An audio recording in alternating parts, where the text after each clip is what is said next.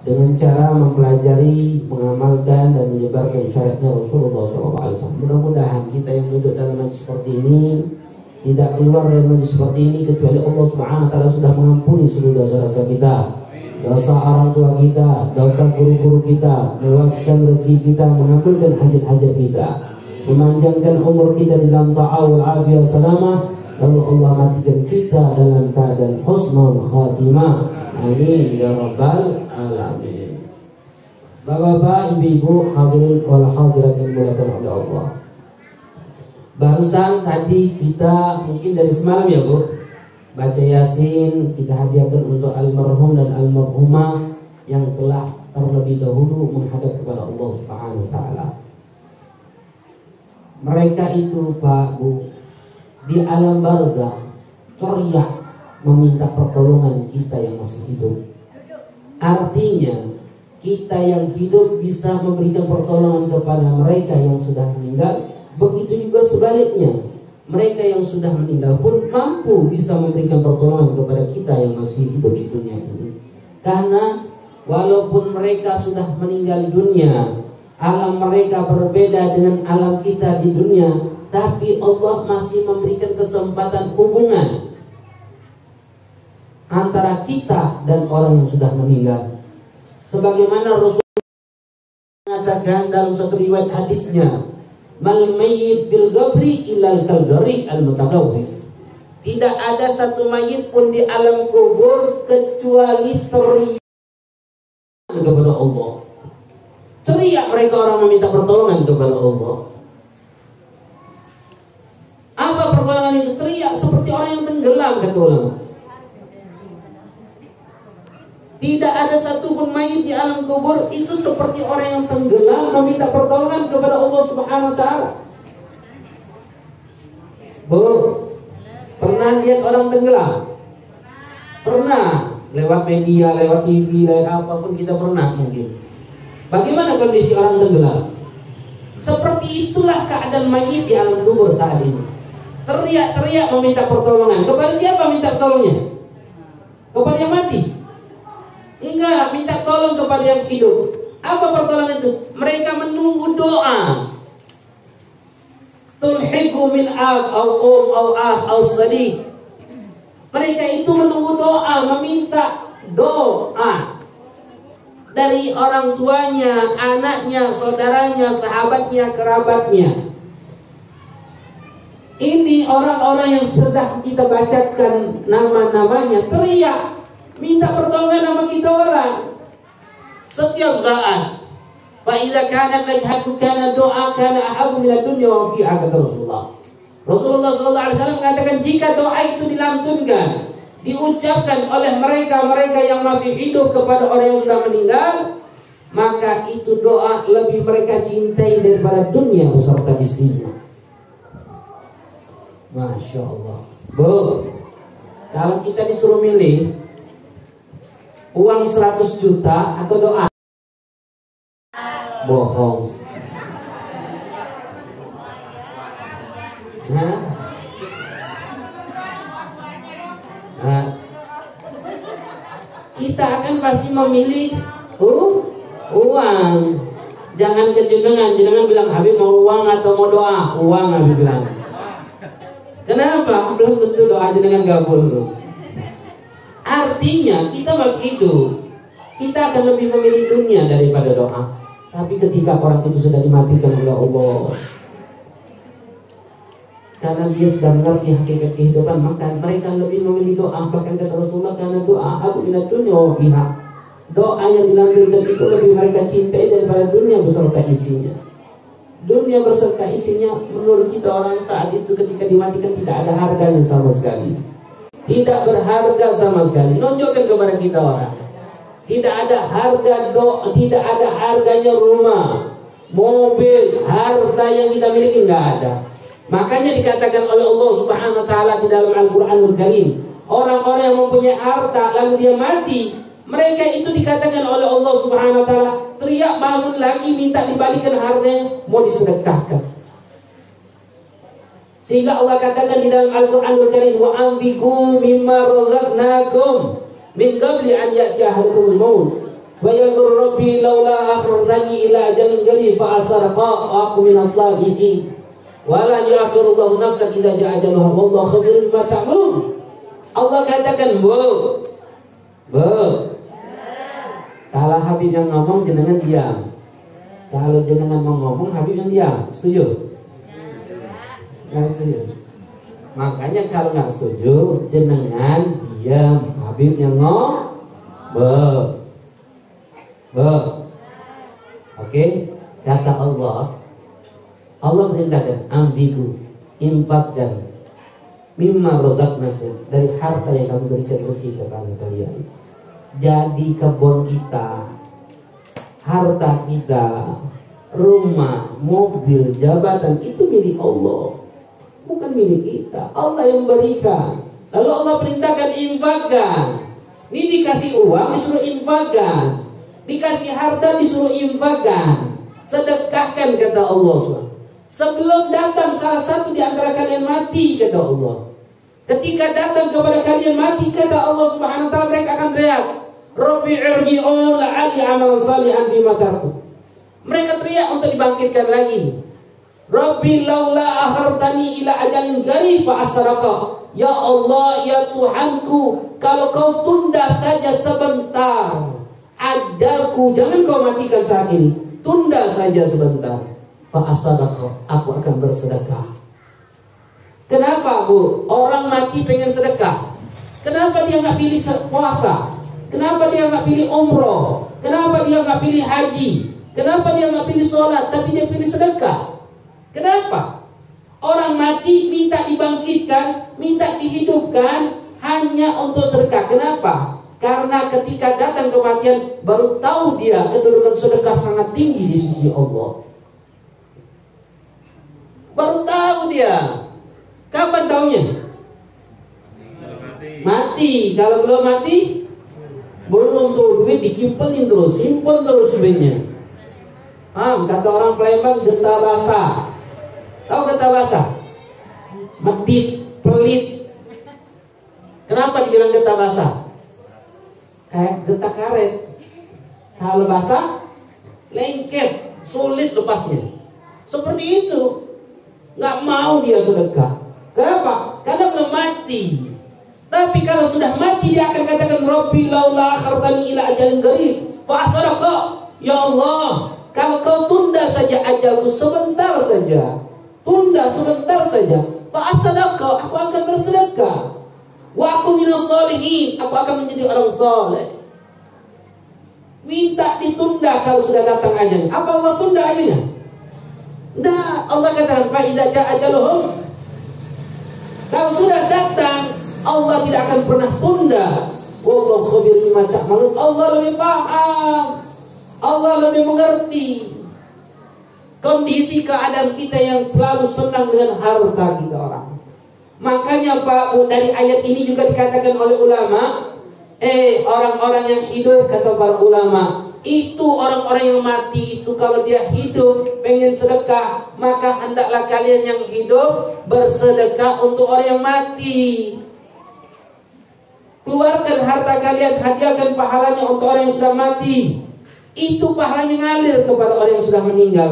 Ganjaran pahalanya dapat kepada orang yang sudah meninggal. Makanya orang meninggal dikatakan oleh Rasulullah dalam riwayat, idza mata ibnu adam inqita amalu, jika mati Bani Adam maka terputus amalnya. Maka yang terputus itu amal yang mati. Artinya yang mati nggak bisa sholat, yang mati nggak bisa sedekah, yang mati tidak bisa melakukan puasa. Kenapa? Karena sudah mati. Tapi amalan yang hidup untuk yang mati putus nggak? Tidak akan pernah putus. Ingat ini, amalan orang yang hidup untuk orang yang mati nggak akan pernah putus. Doa orang yang hidup untuk orang mati sampai, sedekah orang yang hidup untuk orang yang mati sampai, bacaan Al-Quran, bacaan yang kita bacakan tadi ganjaran pahalanya sampai. Kita baca suratul Fatihah, kita baca ayat kursi, kita baca 11 kali daripada surah Al-Ikhlas, kita baca Al-Falaq, An-Nas, lalu kita hadiahkan pahalanya untuk orang-orang yang sudah meninggal. Saat ini kalau kita tahu keadaan mereka, bukan main luar biasa, mereka merasakan bahagia, mereka merasakan kesenangan. Kenapa? Karena mereka sudah mati. Kita yang belum, capek, sempit, panas, belum lagi dengan anaknya, belum lagi masalah keluarganya, belum lagi masalah. Kenapa? Karena belum mati. Kita belum mati. Tapi ketika kita mati, apa yang kita lakukan dalam kehidupan di dunia ini akan dibalas oleh Allah. Kita melakukan kebaikan, dibalas kebaikan. Kita melakukan kemaksiatan, dibalas dengan azab oleh Allah. Kecuali Allah berikan kesempatan kepada kita untuk taubat. Maka daripada itu, Bu, Masya Allah, kita hidup di dunia ini harus berusaha untuk diri kita sendiri. Masing-masing yang punya harta, bantu agamanya Allah. Jenengan yang menjadi donatur majelis taklim, pahalanya luar biasa. Makanya ketika jenengan menjadi donatur, keluarkan harta jenengan, niatkan juga pahalanya, ya Allah, aku berikan juga kepada orang tuaku. Jika kita ngomong, ya Allah, pahala yang aku dapatkan berikan juga kepada orang tuaku, maka kita dapat, orang tua kita dapat. Jika kita mengatakan, ya Allah, jadikan pahala sedekah ini untuk orang tua kita, maka kita gak dapat pahala sedekah, orang tua kita dapat pahala sedekah. Kita dapat pahala nyenangi hati orang itu saja. Makanya kata ulama, ada dua amalan, yang amalan itu walaupun kita lakukan dalam keadaan riya, dalam keadaan bukan karena Allah pengen ditampakkan, pengen karena manusia, tetap dapat ganjaran pahala. Hanya dua amalan. Yang pertama adalah sholawat kepada Rasulullah SAW. Yang kedua adalah sedekah. Sedekah dilakukan dalam keadaan riya, tetap dapat pahala. Dilakukan bukan karena Allah, tetap dapat pahala. Pahala apanya? Bukan pahala sedekahnya, tapi pahala menyenangi hati orang yang diberikan sedekah itu. Orang yang dikasih senang gak? Itu pahalanya. Masya Allah, tetap dapat pahala. Makanya kalau jenengan sedekah, keluarkan harta jenengan, niatkan juga pahala itu untuk orang tua kita, untuk kakek nenek kita, untuk saudara-saudari kita yang sudah wafat terlebih dahulu. Insya Allah pahala itu akan sampai. Sepakat ulama, dua hal yang akan sampai, doa dan sedekah. Makanya Rasulullah SAW pernah ngomong kepada sahabat, mautakum, berilah hadiah orang-orang yang sudah meninggal di antara kalian. Lalu sahabat bertanya kepada Rasulullah, ya Rasulullah, wa mahiyah hadiah ya Rasulullah? Ya Rasulullah, apa yang kau maksudkan dengan hadiah ya Rasulullah? Waqala Rasulullah SAW, mautakum bidu'a wa sadaqah. Hadiahkanlah orang-orang yang telah meninggal di antara kalian dengan doa dan sedekah. Artinya ketika kita bersedekah, doa itu hadiah untuk orang yang sudah meninggal, itu akan sampai kepada mereka orang. Sepakat ulama, tidak ada khilafiyahnya, perbedaan pendapatnya ulama di dalam masalah doa dan sedekah sampai kepada si mayit. Dan sedekah itu, Pak, manfaatnya luar biasa. Sedekah itulah yang akan menyelamatkan kita kelak di akhirat. Pernah Rasulullah SAW balik dari habis membagikan hartanya, tinggal sisa sedikit, nggak ada lagi orang yang mau dikasih. Balik Rasulullah pulang, lalu datang kepada Siti Aisyah, istrinya. Wahai Aisyah, ada sedikit uang yang sisa daripada harta rampasan milikku. Apa yang kau inginkan? Maka Siti Aisyah mengatakan, ya Rasulullah, pengen makan kambing ya Rasulullah, pengen makan daging kambing ya Rasulullah. Kata Rasulullah, marhaba, baiklah, ini cukup untuk beli kambing. Karena rumahnya Rasulullah, Siti Aisyah tuh lama gak merasakan daging dari mulutnya. Karena berbulan-bulan bahkan mereka di dalam kehidupan rumah tangga Rasulullah gak makan. Berbulan-bulan di rumahnya Rasulullah api tidak pernah dihidupkan, kompornya gak pernah dihidupkan. Kenapa? Karena tidak ada sesuatu yang bisa dimasak. Bayangkan dengan rumah tangga kita orang, kompor setiap hari nyala, masih saja kekurangan kita orang. Masih saja kurang kita. Kompor setiap hari bisa makan kita orang, masih saja kita merasa kekurangan. Bayangkan kehidupan Rasulullah dengan keluarganya. Berbulan-bulan gak ada kompor yang bisa dihidupkan, api gak bisa dihidupkan. Kenapa? Karena memang tidak ada yang bisa dimasak. Sampai ketika datang Siti Aisyah mengatakan, ya Rasulullah, pengen makan daging ya Rasulullah. Baiklah kata Rasulullah, tunggu. Rasulullah pergi, beli 1 kambing. Setelah pergi ke pasar, Siti Aisyah siap-siap di rumah, hidupkan kompor, mau masak kambing. Apa yang terjadi? Bawa Rasulullah kambing. Di tengah perjalanan pulang, ada orang minta-minta. Apa yang dilakukan oleh Rasulullah? Itu dipotong kambingnya, dagingnya dibagi-bagiin. Setelah dibagi-bagiin, sisalah kepala kambing dan kaki-kaki kambing. Tidak ada lagi yang mau nerima pembagian tersebut. Akhirnya Rasulullah bawa pulang kepala dan kaki kambing. Siti Aisyah sudah siap-siap bakal makan kambing. Bayangkan Pak, kalau itu istri kita, apa yang terjadi? Nggak tidur rumah gitu orang. Bapak-bapaknya nggak berani pulang ke rumah. Ini yang dilakukan. Ketika Rasulullah pulang, Siti Aisyah melihat yang ternyata yang dibawa oleh Rasulullah kepala dan kaki kambing. Apa jawab Siti Aisyah? Tersenyum Siti Aisyah, pasti Rasulullah bagikan. Apa yang diomongin oleh Siti Aisyah? Menyindir Rasulullah. Sindirannya gimana? Maka Siti Aisyah mengatakan, ya Rasulullah, hilanglah kambing, tinggal kepala dan kaki kambing.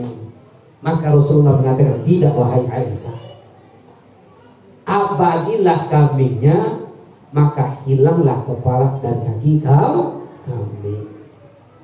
Yang kita sedekahkan itu akan abadi selama-lamanya milik kita sampai di akhirat. Apa yang kita keluarkan, dengan keluarkan itu, itulah yang akan abadi milik kita sampai ke akhirat. Apa yang kita makan, apa yang kita pakai, apa yang kita gunakan, itulah yang akan hilang. Itulah yang akan jadi beban kelak nanti di akhirat. Tapi yang kita sedekahkan, itulah yang akan abadi di akhirat. Itulah yang akan menjadi penolong kita orang. Makanya bersedekahlah. Sehingga ulama, Imam Suyuti rahimahullah di dalam riwayat hadisnya mengumpulkan keutamaan sedekah. Apa beliau katakan? Beliau katakan, aqsamu darajatus shadaqah. Ada 5 kedudukan derajat sedekah. Ada 5 kedudukan derajat sedekah. Yang pertama, wahidatun bi asratin ala sahhatil jismi. Yang pertama, derajat pertama, 1 dibalas oleh Allah 10. Kita sedekah 1 dibalas oleh Allah 10. Kalau kita sedekah 1000 dibalas oleh Allah 10.000. Itu derajat pertama. Yang kedua, wahidatun bitis'in ala a'ma wal mubtala. 1 dibalas oleh Allah 90. 1 dibalas oleh Allah 90. Sedekah kepada siapa? A'ma wal mubtala, kepada orang buta atau orang yang mendapatkan musibah. Ketika ada orang musibah, kita sedekah 1 dibalas oleh Allah 90. Artinya kalau sedekah 1000 dibalas oleh Allah 90.000. Ini derajat kedua. Derajat ketiga, wa'idatun bi'tis'ah mi'atin. 1 dibalas oleh Allah 900. Bukan 90 lagi, 900. Kepada siapa? Ala karabatul muhtaj, kepada kerabat-kerabat kita yang membutuhkan. Ada kerabat kita yang membutuhkan, kita sedekah 1 dibalas oleh Allah 900. Sedekah 1000 dibalas oleh Allah berapa? 900.000. Bayangkan. Derajat keempat, wahidatun bimi'ati alaf. 1 dibalas oleh Allah 100.000. Bukan 900 lagi, tapi dibalas oleh Allah 900.000. Ini katakan 1 dibalas oleh Allah 900.000. Kepada siapa? Kepada orang tua kita, tapi dengan syarat. Ingat itu. Itu sifatnya sedekah, bukan sifatnya nafkah. Kalau nafkah hukumnya wajib. Ini sedekah saja. 1 dibalas oleh Allah 100.000. Bayangkan. Artinya Bu, kalau kita sedekah 1000 dibalas oleh Allah berapa? 100 ribunya berapa? Kalau 900 dikasih oleh Allah berarti 900 ribu. Kalau 100 ribu berapa? Kaliin. Hah? 9 juta. Hah? Iya, diganti oleh Allah 9 juta apa 90 juta? Banyak walhasil. Banyak. Kemudian yang terakhir kata ulama, satu wahidatun binti asmi'ati ala alim au faqih. Satu dibalas oleh Allah 900 ribu. Kepada siapa? Kepada alim au faqih. Kepada orang alim atau orang yang sangat memahami ilmu agama. Sedekah sama kiai, sedekah sama ustaz, ustazah, itu besar pahalanya. Besar, Allah lipatkan ganda-gandakan pahalanya. Bu, Pak, yang dilihat oleh Allah amalnya apa ganjarannya? Amal apa ganjaran? Yang dilihat oleh Allah amal apa ganjarannya? Hah? Yang dilihat oleh Allah itu amalnya. Ganjarannya, pahalanya berlipat ganda. Makanya kalau kita pengen beramal, cari yang terbaik di antara amal itu. Antara sedekahnya ada uang 10 ribu, sedekah 10 ribu nih. Mau sedekah kepada siapa? Orang yang sehat jasmaninya, atau orang buta, atau kepada orang kiai? Hah? Nanti di akhirat yang ditimbang kita, yang ditimbang amalnya atau ganjaran pahalanya? Yang ditimbang ganjaran pahalanya. Yang ditimbang kalau nanti yaumul qiyamah ganjaran pahala bukan amal. Amalnya 10 ribu. Sedekah sama orang sehat dibalas oleh Allah 10. Sama orang buta dibalas oleh Allah 90. Kepada kiai dibalas oleh Allah 900 ribu. Yang ditimbang kalau nanti yaumul qiyamah amalnya atau pahalanya? Pahalanya. Cari pahala-pahala yang besar. Wabil khusus duduk di dalam pengajian-pengajian majlis seperti ini. Kita duduk dalam majlis-majlis seperti ini Pak Bu, pembahasan ilmu fikih luar biasa. Sampai-sampai kata Rasulullah SAW, khairukum khairul ibadah fiqhun. Sebaik-baiknya ibadah adalah mempelajari ilmu fikih, kata Rasulullah. Bahkan juga Rasulullah SAW yang diriwayatkan akhrajani Imam Dailami di dalam kitab Firdaus, hadis daripada Abdullah bin Umar radhiyallahu anhu, majlis fikih khair min ibadah sittina sana, kata Rasulullah. Majlis fikih itu lebih baik daripada ibadah 60 tahun, kata Rasulullah SAW. Kita duduk ibadah 60 tahun, duduk dalam majlis fikih mempelajari ilmu agama Allah itu lebih baik dibandingkan yang lain. Makanya Bu, Pak Habib sering kali majlis-majlis selalu bahas fikih. Kenapa? Karena pahalanya itu berlipat-lipat ganda. Ganjaran itu lipat-lipatan ganda. Ini katakan. Makanya Abu Dzar radhiyallahu anhu berkata kepadaku, kata Rasulullah SAW, kata Abu Dzar, ya Abu Dzar, la anta dua fata'allama ayatan min kitabil akhir laka min tusalli bi rakaat. Ya Abu Dzar, kau pergi lalu pelajari kitab Allah, pelajari Al-Quran 1 ayat saja, itu lebih baik daripada kau sholat 100 rakaat. Lalu la antaqulu wa fatu'al baba min al-ilmi umila billam yu'mal khairu min an tusalli al-rakaat. Ya Abu Dzar, kau belajar, kau pergi, kau belajar ilmu fikih, baik kau amalkan atau tidak kau amalkan ilmu tersebut, itu lebih baik daripada kau ibadah 1000 rakaat. Lebih baik dari sholat 1000 rakaat. Jadi ketika kita duduk dalam majlis fikih, itu luar biasa.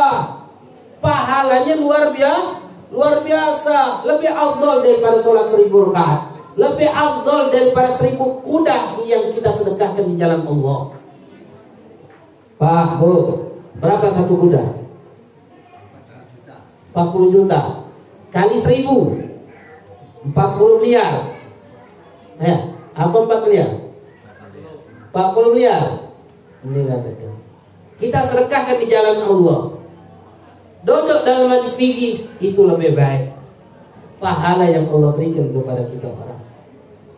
Makanya Pak Bu, alhamdulillah di tempat-tempat kita orang ada ustaz dan ustazah yang mengajarkan ilmu fikih. Penting yang dicari di dalam ilmu itu berkahnya, bukan banyaknya ilmu. Ingat ini perkataan Habib. Yang kita cari di dalam majelis ilmu itu adalah berkahnya, bukan banyaknya ilmu. Berapa banyak orang punya banyak ilmu tapi tidak menjadikan dia orang baik. Berapa banyak orang-orang yang berilmu tapi dia sesat dan menyesatkan orang lain. Banyak nggak? Banyak. Makanya kalau kita pengen dapatkan ilmu, cari ilmu yang berkah.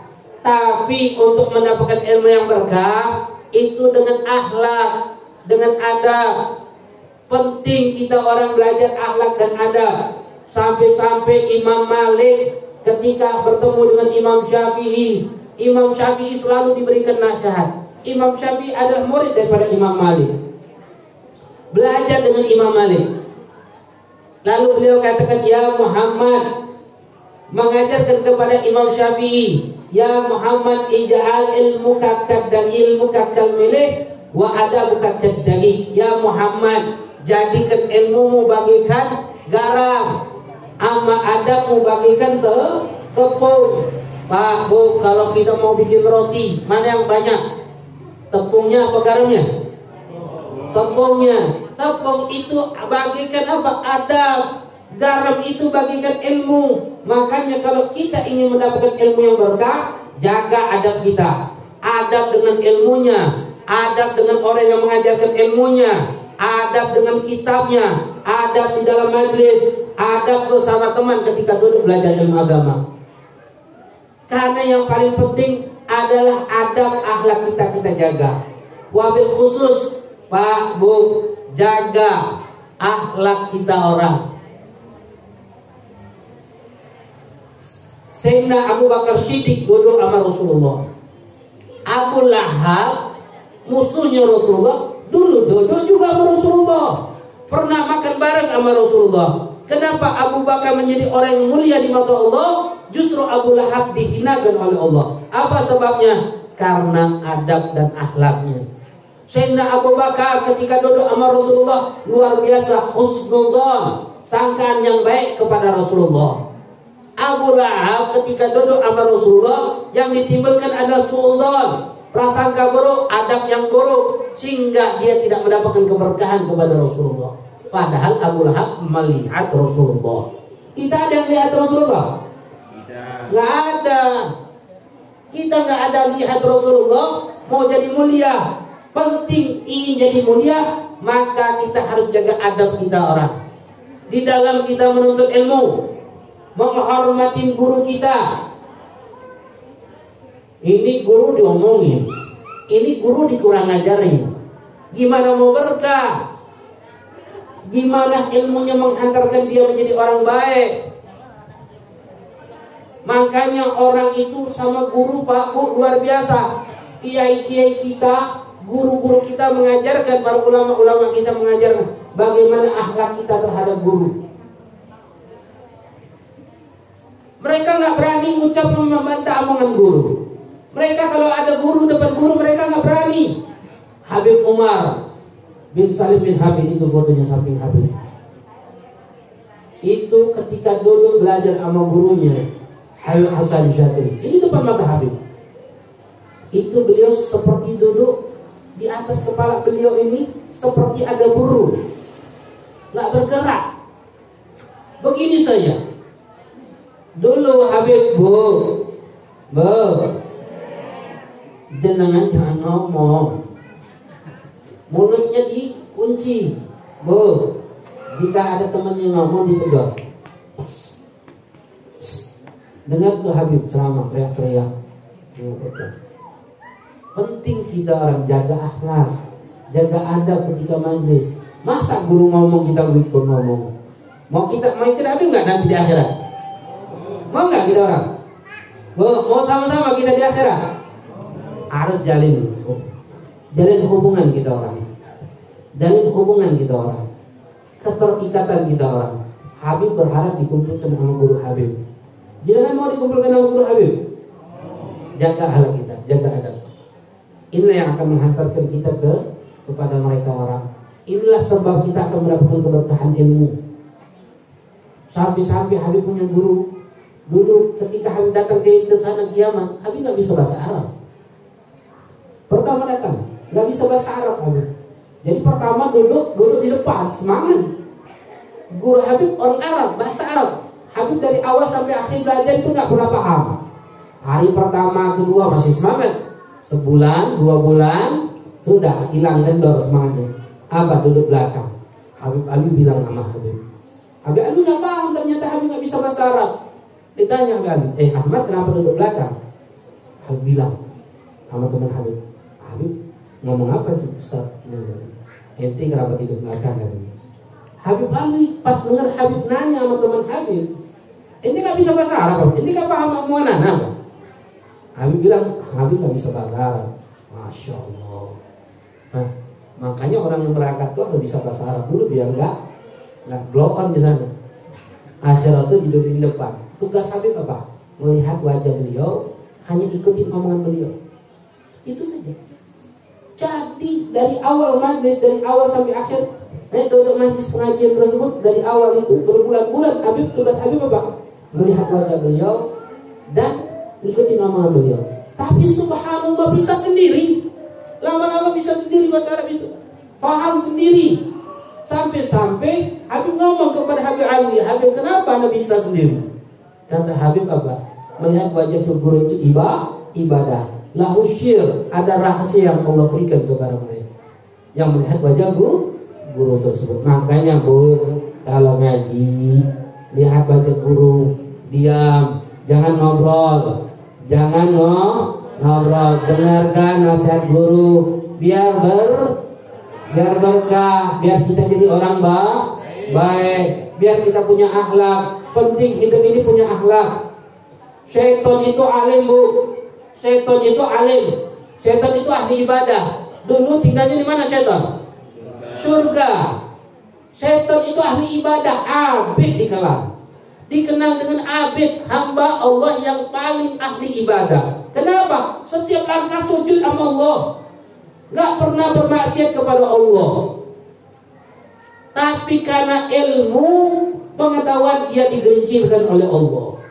Karena ilmu dia sombong. Ketika Nabi Allah Adam diciptakan, itu setan melihat penciptaan Nabi Allah Adam, tahu akan penciptaan Nabi Allah Adam.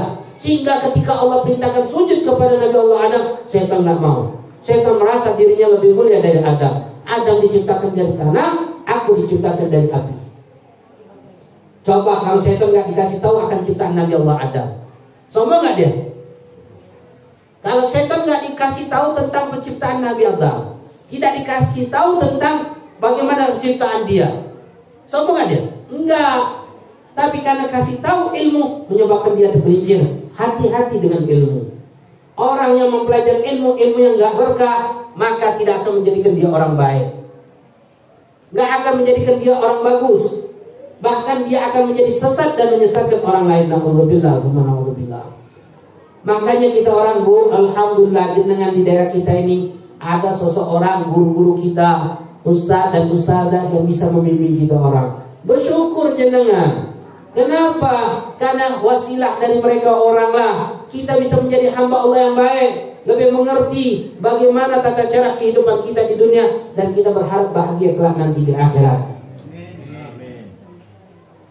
Jaga akhlak kita dengan guru-guru kita, wabil khusus perempuan-perempuan, ibu-ibu, jaga akhlaknya, adabnya dengan suami. Jangan kurang ajar. Bu, jenengan mau alim gimana, mau hebat gimana amal jenengan, tapi kalau jenengan kurang ajar sama suami, gak akan selamat jenengan. Berapa banyak perempuan ini paling banyak masuk? Apa sebabnya? Apa sebabnya? Durhaka sama laki, durhaka sama suami, suka ngelawan suami. Paham? Jadi hati-hati sama suami. Jenengan itu kalau melihat suami, bayangkan itu surga jenengan. Jadi setiap lihat suami, lihat surga. Sabar sama suami, Bu, sering-sering minta maaf, minta ridho sama suami. Setiap hari mau sholat, habis sholat berjamaah musafah, cium bolak-balik ke tangannya, cium bolak-balik tangannya. Seperti bagaimana tuh bapak-bapak kalau salaman sama Habib suka bolak-balik tabarukan, mengambil keberkat sama jenengan sama suami. Habib juga mau, wahai suamiku minta maaf ya, minta ridho. Biasakan ngomong minta maaf dan minta ridho. Nah, minta maaf dan minta ridho itu biasakan supaya apa?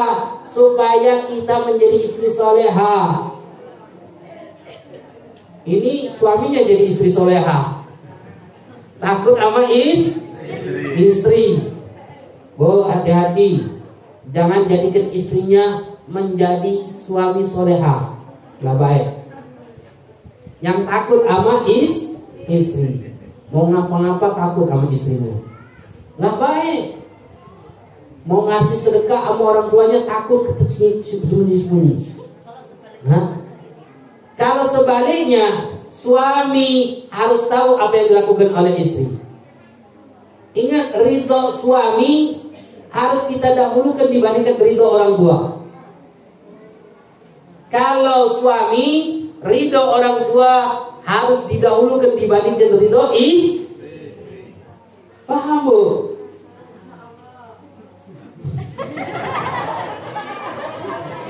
Jadi lain kali suaminya, Bu, sarankan, wahai suamiku, kamu memberikan hadiah ini kepadaku, kamu sudah berikan hadiah belum sama orang tuamu? Harus didahulukan siapa? Orang tuanya apa kita?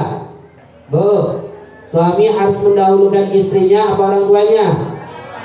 Orang tuanya. Jenengan, Bu, istri harus mendahulukan orang tuanya apa suami? Suami. Artinya yang harus kita cari ridho adalah ridho suami. Kalau bapak-bapak, yang harus kita cari ridho adalah orang tua. Karena akan silih berganti, jenengan akan punya anak. Jika jenengan punya anak laki-laki, ingat, didik. Kamu harus mendapatkan ridho orang tua dibandingkan ridho istrimu. Jika kita punya anak perempuan, didik. Kamu harus mencari ridho suamimu dibandingkan ridho orang tuamu. Itu yang harus dididik. Ini enggak, suami istri ribut, lari istrinya ke rumah orang tua, lapor sama bapaknya. Ketika bapaknya nanya, kenapa nak kamu nak ribut pak sama suami pak? Oh biar sih, biar papa yang mukul suamimu. Oh, nggak baik seperti itu. Harusnya orang tuanya bilang, nak kamu pulang ke sini sudah izin sama suamimu? Enggak pak, suami lagi mah, kamu keluar rumah, suamimu enggak ridho, Allah murka sama kamu. Ketika Allah murka sama kamu, bukan hanya Allah, makhluk-makhluknya Allah murka kepada kamu. Apa? Bumi ini murka, langit ini murka, seluruh yang panas, yang basah, yang dingin, yang kering murka kepada kamu. Kau datang ke rumahku ini, aku dapat murka oleh Allah. Ayo balik kamu, minta ridho. Makanya menjadi istri soleha gampang atau susah, Bu? Gampang atau susah? Ilmunya gampang, praktiknya susah. Bu, kata Rasulullah, perempuan itu sholat 5 waktu. Gak usah sholat sunnah. Puasa Ramadan, gak usah puasa sunnah. Dia jaga kehormatannya, amat tunduk sama suaminya. Tinggal pilih mau masuk pintu surga mana saja, kata Rasulullah. Gampang gak? Gampang gak? Gampang harusnya. Tapi kenapa ketika Rasulullah lihat lagi berjalan, Rasulullah lihat perempuan-perempuan. Apa kata Rasulullah? Hai ya ma'syarun nisa, wahai perempuan-perempuan, ittaqillah, takutlah kalian kepada Allah. Karena sesungguhnya aku melihat ketika Isra Mi'raj, ketika aku melihat neraka, sesungguhnya yang paling banyak penghuni neraka itu adalah perempuan. Bayangkan, Bu, lagi ngumpul ibu-ibu, ada kiai, ada ustadz teriak, hai ibu-ibu, Kalian adalah orang-orang yang paling banyak masuk neraka. Apa yang terjadi? Dimusuhi Ustaz itu. Dilemparin. Tapi ini terjadi kepada Rasulullah. Apa yang dilakukan oleh perempuan itu? Kaget perempuan-perempuan tersebut lalu bertanya kepada Rasulullah, "Ya Rasulullah, apa yang menyebabkan kami masuk neraka ya Rasulullah?" Apa jawab Rasulullah? Karena sebab kalian itu tidak pernah punya rasa syukur atas kebaikan yang dilakukan oleh suami kalian. Itu sebabnya musus durhaka sama suami yang menyebabkan mereka banyak masuk neraka. Jadi suami itu Allah Bu. Dia adalah kunci surga, tapi bisa jadi pintu neraka. Kalau kita nggak baik dengan perilaku kita sama suami, Allah. Makanya seorang perempuan harus sabar. Perempuan itu ingat ya, tidak punya rasa syukur atas kebaikan sama suami. Ini umum. Ini Habib tidak bilang umum, tapi semuanya rata-rata seperti itu. Contoh, belanja jenengan, dikasih duit belanja. Biasanya dikasih duit belanja misal 50.000 setiap hari. Cukup nggak Bu? Cukup. Suatu saat dikasih oleh suaminya 100.000. Setiap hari 100.000, setiap hari 100.000. Sudah berjalan selama 1 bulan. Coba kurangi lagi menjadi 50.000. Ribut nggak? Ribut nggak? Ribut. Kenapa? Memang sifat perempuan seperti itu. Nah kita harus mengerti, ternyata kita punya sifat nggak baik. Maka daripada itu kita harus sering-sering minta maaf sama suami. Pak, minta maaf ya, minta ridhonya. Kalau aku kurang di dalam pelayanan, kalau aku kurang di dalam adab, akhlak kepada engkau, minta maaf setiap hari. Mau tidur minta maaf, minta ridho setiap hari. Makanya sering Habib nasihatin dalam pernikahan Bu, Pak, pasti ribut nggak? Pasti ribut, biasa saja ribut. Tapi ada 3 hal yang harus diperhatikan kalau ribut, Bu, Pak, Bu. 3 hal kalau ribut sama suami. Yang pertama, kalau ribut harus ada yang ngalah. Habib saya terus yang ngalah, nggak apa-apa. Yang penting harus ada yang ngalah. 1, harus ada yang ngalah. Baik itu suami, baik itu istri. Yang ngalah ini bukan yang salah, yang benar, bukan. Karena ketika ribut kita nggak ada yang salah, yang benar. Semuanya salah semua. Ingat itu, harus ada yang ngalah. Yang kedua, kalau ribut jangan lama-lama. Ini kalau ribut hampir berhari-hari, nggak teguran.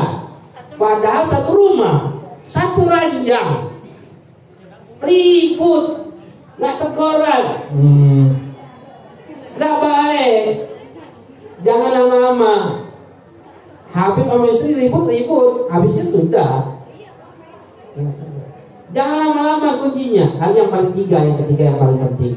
Bu, yang paling penting ini, perempuan, jangan mungkit-mungkit, jangan dendeman. Ini ribut masalah A, damai. Seminggu kemudian ribut lagi, diungkit lagi masalah A, damai lagi. Sebulan ribut lagi, diungkit lagi masalah A. Masih saja diungkit-ungkit. Nggak usah diungkit-ungkit. Kenapa? Karena kita hidup di rumah tangga ini karena akan selama-lamanya. Nggak ada yang sempurna dalam kehidupan rumah tangga.